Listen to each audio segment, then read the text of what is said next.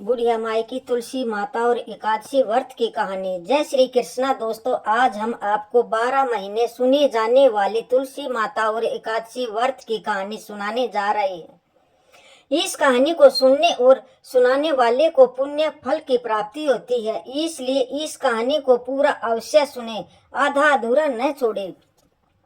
आप सभी पर तुलसी माता की कृपा बनी रहे। तो चलिए इस कहानी को शुरू करते हैं। बोलो तुलसी माता की जय, विष्णु भगवान की जय। एक गांव में एक बुढ़िया माई अपने बेटे और बहू के साथ रहती थी। बुढ़िया माई का नाम सुखवती था। बुढ़िया माई के एक पोता और एक पोती भी थे। सुखवती के परिवार में सब हंसी खुशी रह रहे थे और उसका अच्छे से समय बीत रहा था, क्योंकि बुढ़िया माई बड़े ही नियम कर्म वाली थी और वह हमेशा एकादशी का व्रत रखती थी और तुलसी जी का नित्य पूजन करती थी। वह तुलसी को नित्य जल देती थी। वह सुबह उठती, तालाब पर जाती, स्नान करती और तुलसी जी की पूजा करती थी। तुलसी जी को प्रणाम करती और तुलसी जी के नीचे दीपक जलाती थी। तुलसी जी की नियम से आरती करती थी।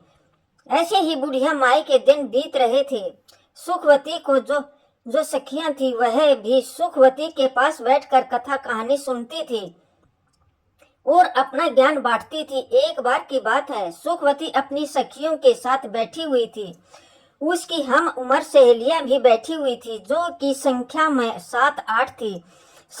सारी शाम के समय आसपास की बातें कर रही थी। तब उनमें से एक बुढ़िया माई से कहने लगी कि सुखवती, हम सोच रहे हैं कि क्यों न हम द्वारकाधीश चले। द्वारकाधीश की यात्रा करने का बड़ा मन हो रहा है। तो उनमें से जितनी भी औरतें बैठी थी, जो कि सुखवती की सखी थी, सब कहने लगी, अरे यह तो बहुत अच्छी बात है, हमें अपने जीवन में द्वारकाधीश के दर्शन जरूर करने चाहिए। इसलिए चलो अब की बार हम सब द्वारकाधीश चलते हैं। जब सब सखियां पूछने लगी कि बुढ़िया माई तुम भी बताओ, क्या तुम चलोगी द्वारकाधीश? उन सखियों में से कुछ कम उम्र की भी थी, जो बुढ़िया माई को बुढ़िया माई कहकर बुलाती थी। बुढ़िया माई का द्वारकाधीश की यात्रा करने का बड़ा मन था, इसलिए बुढ़िया माई कहने लगी, सखियों पहले मैं अपने बेटे से पूछूंगी और तब मैं आप लोगों को बताऊंगी। बुढ़िया माई घर जा गई।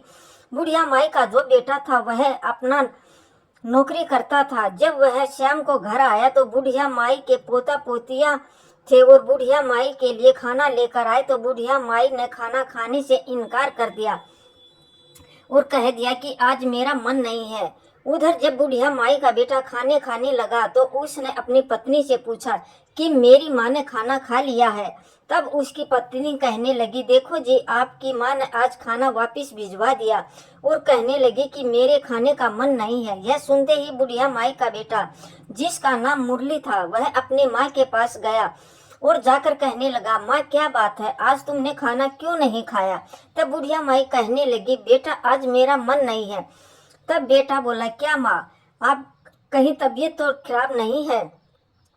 अगर कोई परेशानी है तो मुझे बताओ, मैं अभी वैद्य जी के पास आपको लेकर चलता हूँ। तब बुढ़िया माई कहने लगी, नहीं बेटा, मुझे कोई परेशानी नहीं है, बस मेरा मन है द्वारकाधीश की यात्रा करने का कर रहा है।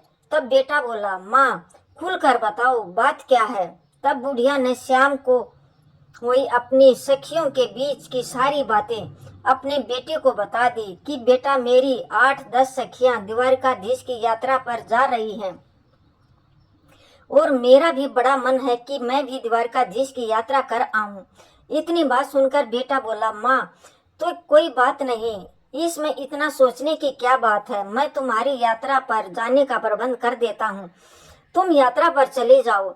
तो बुढ़िया माई बेटे के मुंह से यह सुनकर बड़ी खुश हो गई और वह अपने द्वारकाधीश का ध्यान करने लगी और वह कहने लगी, बेटा मेरी एक और चिंता है। तब बेटा बोला, माँ बताओ क्या बात है? और माँ बोली, बेटा अगर मैं द्वारकाधीश की यात्रा के लिए जाऊंगी तो कम से कम 4-5 दिन तो लग जाएंगे और फिर उनके बाद मेरी आंगन में जो तुलसी रखी है उसे कौन सींचेगा, उनकी कौन पूजा पाठ करेगा और कौन उनकी आरती करेगा? तब बेटा बोला, माँ तुम चिंता मत करो, वह सब तुम्हारी बहू कर लेगी, मैं उससे बोल दूंगा, वह तुम्हारी तुलसी जी की पूजा कर लेगी। अब बुढ़िया माई निश्चित हो गई और वह कहने लगी, ठीक है बेटा। और अगली सुबह बुढ़िया माई की द्वारकाधीश जाने की तैयारी होने लगी।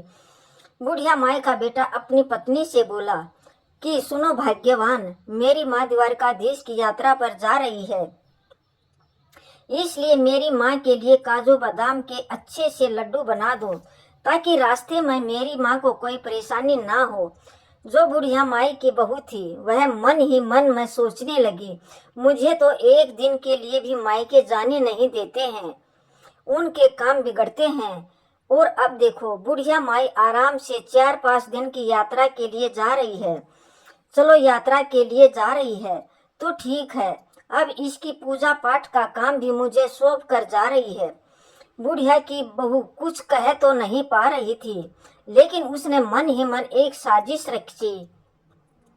उसने अपने पति से बोल दिया, ठीक है, मैं माँ के लिए गोंदगिरी और बादाम काजू के लड्डू बना दूंगी और उन्हें एक डिब्बे में भरकर माँ जी को दे दूंगी। बेटा तो सुबह नौकरी पर चला गया और जो बुढ़िया की बहू थी उसने क्या किया कि जो तुलसी जी का गमला था जिसमें तुलसी लगी हुई थी, उसमें से उसने तुलसी जी को जड़ से उखाड़ लिया और जड़ सहित उसे एक पीतल के डिब्बे में भर दिया और अपनी सासू माँ के थैले में रख कर दे दिया और बोली, ये लो माँ जी, इसमें गोंदगिरी और काजू बादाम के लड्डू हैं, आप इन्हें रास्ते में खा लेना। और बुढ़िया माई अपने बेटे बहू को आशीष देती हुई अपनी तीर्थ यात्रा के लिए चलने का समय अपने बहू से बोली, बेटी मेरी तुलसी जी का ध्यान रखना। बहू बोली, ठीक है माँ जी, आप बेफिक्र होकर जाइए। अब बुढ़िया माई ने तो आशीर्वादों की झड़ी लगा दी। वह कहने लगी, बहू ने तो मुझे काजू बादाम के लड्डू बना कर दिए हैं।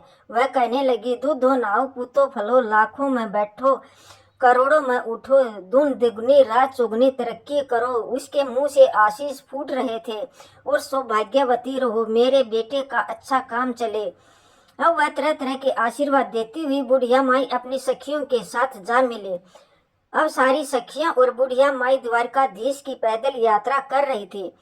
यात्रा करते करते उन्हें शाम हो गई। शाम के समय जब वह थक गई तो जगह उन्हें देखा कि वहां पर बैठकर विश्राम करने लगी और अपने खाने पीने के लिए जो सामान लेकर आई थी सब निकाल कर खाने लगी। तब बुढ़िया माई ने अपना डिब्बा खोल कर देखा तो उसमें घी से बने काजू बादाम के लड्डू भरे हुए थे। बुढ़िया माई ने आधा लड्डू खुद खाया और आधा लड्डू सब सखियों में बांट दिया और भगवान का भोग मन ही मन लगा दिया। अब सब सखियां कहने लगी, अरे सुखिया, क्योंकि उसका नाम सुखवती था तो सब सुखिया भी कहते थे, अरे तुम्हारी बहू बड़ी अच्छी है, देखो तुम्हारा बहू तुम्हारा कितना ख्याल रखती है, तुम्हारी बहू ने तुम्हारे लिए घी के लड्डू बना कर दिए हैं। और तुलसी माता को भी याद कर रही थी।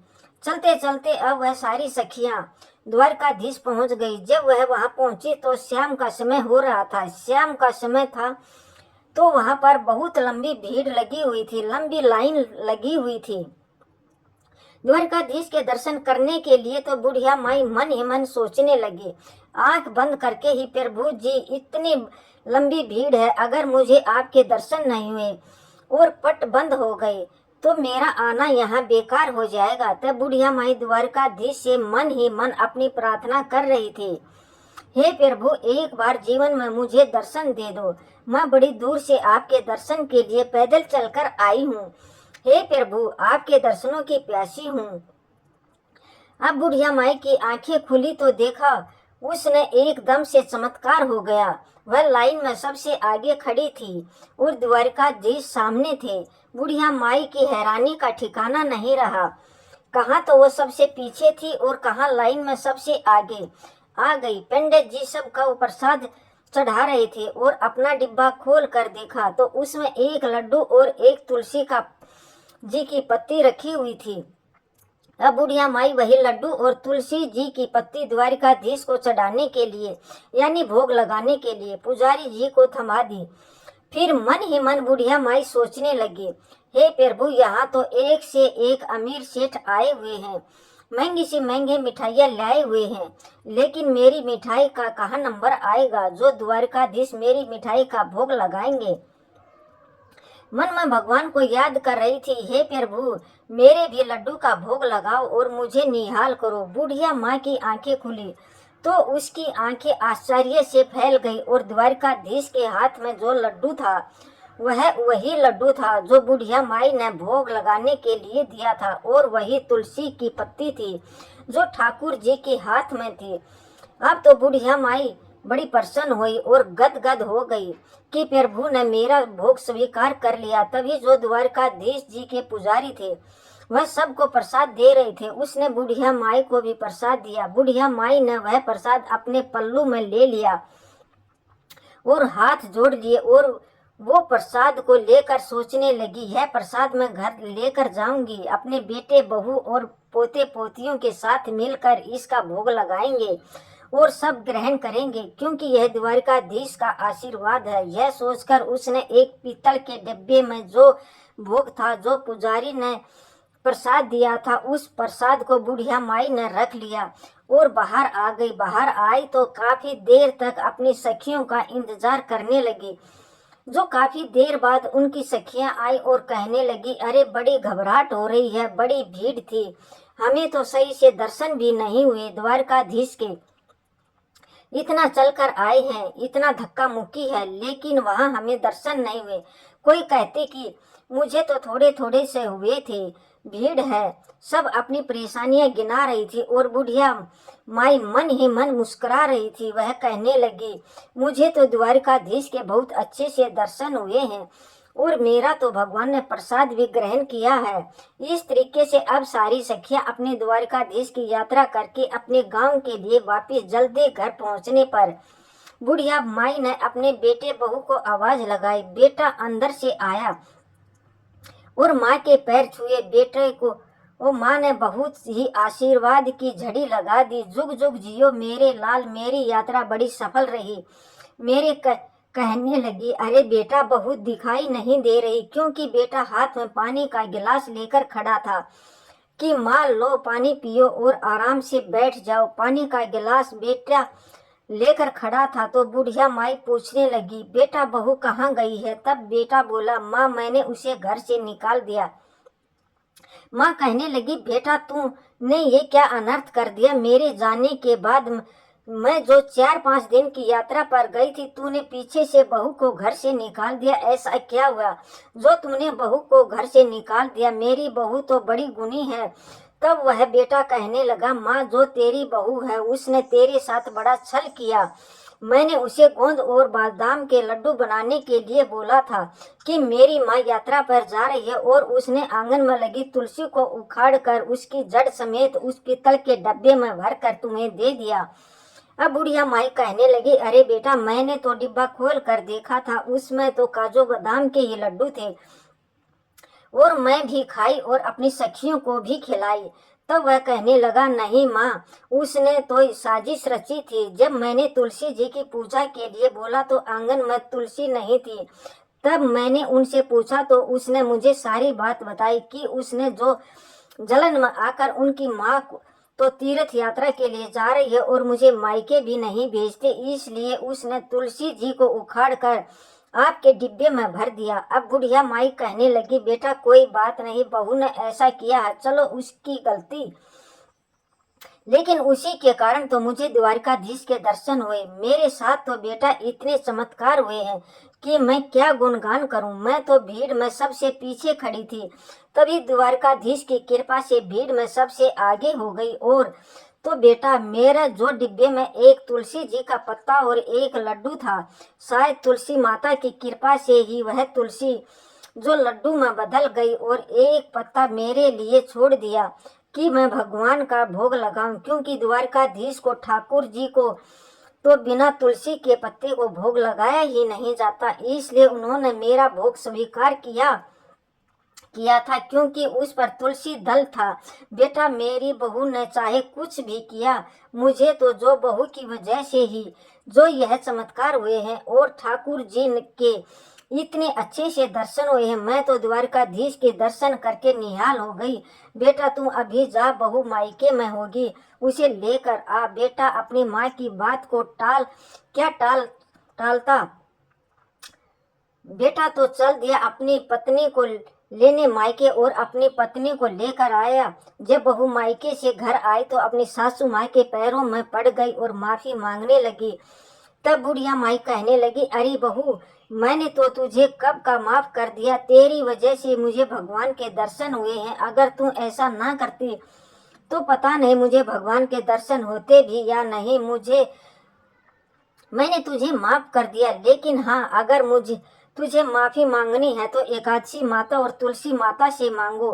आप बहू ने तुलसी माता से माफी मांग ली और फिर उनको याद आया, अरे मैं तो द्वारकाधीश से तुम्हारे लिए प्रसाद लेकर आई थी, याद भी कहाँ है। बच्चे आए थे खेलते हुए, कहने लगे, दादी माँ आ गई, दादी माँ आ गई। दादी माँ, आप यात्रा पर गई थी तो हमारे लिए क्या लेकर आई? दादी माँ बोली, अरे बच्चों, मैं सब के लिए वहाँ से ना द्वारकाधीश का प्रसाद लाई हूँ, सब थोड़ा थोड़ा बांट कर खा लेंगे। अब जैसे ही बुढ़िया माई ने अपने थैले में से वह पीतल का डिब्बा निकाला और उनमें से प्रसाद निकालने लगी तो उसमें से जो लड्डू था वह तो नहीं था, लेकिन डिब्बा तो पूरा हीरा मोतियों से भरा हुआ था। यह देखकर बुढ़िया की बहू बेटे की आंखें आश्चर्य से फैल गई। वह कहने लगी, बेटा, इसमें तो मैंने लड्डू रखा था, पता नहीं कहाँ से इतना सारा हीरा मोती और सोना चांदी आ गया है। तब बेटा बहू कहने लगे, माँ, यह सब एकादशी और तुलसी माता की कृपा के कारण हुआ है। आपकी यात्रा सच्ची थी, आपकी भक्ति सच्ची थी, इसलिए उन्होंने आपको एकादशी माता और तुलसी माता की पूजा का फल दिया है। अब तो बेटा बहू माँ के कदमों में पड़ गए। माँ बोली, बेटा, मुझे छोड़ तुलसी माता के कदमों में पड़ आओ। और बहू और बेटे ने तुलसी माता से माफी मांगी, ठाकुर जी से माफी मांगी कि अनजाने में हमसे भूल हो गई, माफ कर दो। अब तो बेटा बहू अपनी माँ की तरफ एकादशी व्रत रखने लगे और तुलसी माता को सींचने लगे, तुलसी जी की पूजा करने लगे।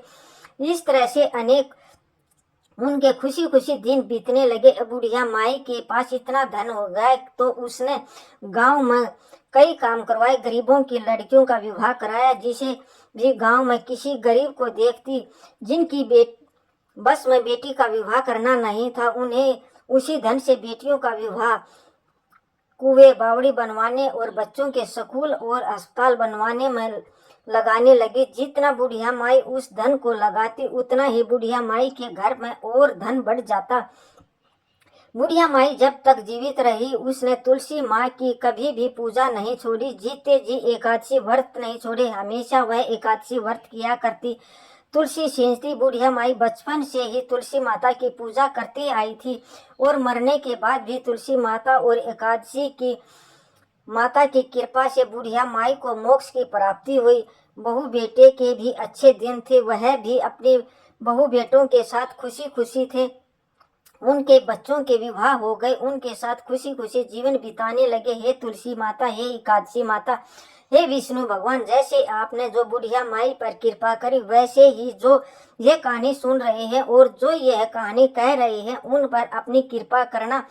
बोलो तुलसी माता की जय, बोलो एकादशी माता की जय, बोलो विष्णु भगवान की जय। दोस्तों, आपको यह कहानी कैसी लगी कृपया कमेंट करके जरूर बताएं। वीडियो पसंद आया हो तो लाइक करें और ऐसी ही बहुत सारी कहानियों को सुनने के लिए चैनल को सब्सक्राइब जरूर करें। धन्यवाद दोस्तों। जय श्री कृष्णा। राधे राधे। धन्यवाद।